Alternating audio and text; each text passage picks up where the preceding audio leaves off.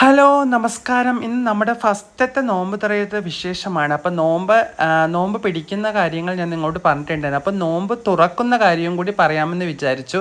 അപ്പോൾ ഇതൊക്കെയാണ് ഞാൻ ഇന്ന് നോമ്പ് തുറക്കാൻ വേണ്ടി ഉണ്ടാക്കിയിട്ടുള്ള കാര്യങ്ങൾ. ഫ്രൂട്ട്സ് എന്ന് പറയുന്നത് ചെറിയ കുഞ്ഞു അത്യാവശ്യം രണ്ട് പേർക്ക് കഴിക്കാനുള്ള ഒരു ക്വാണ്ടിറ്റിയിലുള്ള സാധനങ്ങളാണ് ഞാനിവിടെ എടുത്തിട്ടുള്ളത്. അപ്പോൾ ഇന്ന് എൻ്റെ കൂടെ നോമ്പ് തുറക്കാൻ വേണ്ടി അജുവും കൂടി ഉണ്ട്. അതാണ് രണ്ടുപേരെന്ന് ഞാൻ പറഞ്ഞത്.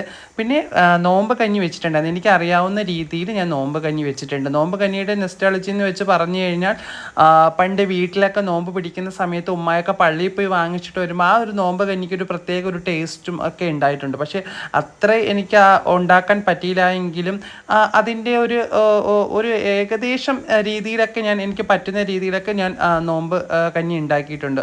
ഞാൻ പറഞ്ഞല്ലോ അജുവും കൂടി ഉണ്ടായിട്ടുണ്ട് നോമ്പ് തുറക്കാൻ വേണ്ടി.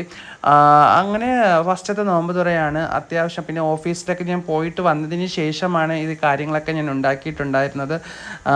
പിന്നെ പറയാനാണെങ്കിൽ എന്താ പറയുക, ഒരു എന്നെക്കൊണ്ട് പറ്റുന്ന രീതിയിലുള്ള കാര്യങ്ങളൊക്കെ ഞാൻ ചിലപ്പോൾ ഇന്നൊരു ഗസ്റ്റും കൂടി ഉണ്ടായിട്ടുണ്ട് കേട്ടോ. പപ്പായ നോമ്പ് കഴിഞ്ഞ് നല്ല ടേസ്റ്റ് ഉണ്ടായിരുന്നു. നോമ്പ് കഴിഞ്ഞ് തീർന്നു, ഞാൻ നന്നായിട്ട് കുടിച്ച് തീർത്തു.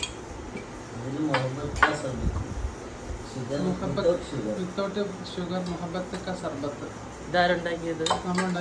നമ്മളത് ഫേമസ് ആയിരുന്നു, നമ്മൾ സ്റ്റാൾ ഇട്ടപ്പോൾ അത് നിങ്ങൾ പരീക്ഷിച്ചു. പിന്നെ നമസ്കാരമെല്ലാം കഴിഞ്ഞതിന് ശേഷം വന്നിട്ട് പിന്നെ ചെറുതായിട്ടൊരു ഫുഡ് നമ്മൾ ഉണ്ടാക്കിയിട്ടുണ്ട്. അത് അപ്പവും ചിക്കൻ കറിയും ചിക്കൻ ഫ്രൈയും ഇതെല്ലാം ആയിട്ട് ഒന്ന് കഴിച്ച് അങ്ങനെ ഒരു ചെറിയൊരു കുഞ്ഞു നോമ്പ് തുറയാണ് എല്ലാവർക്കും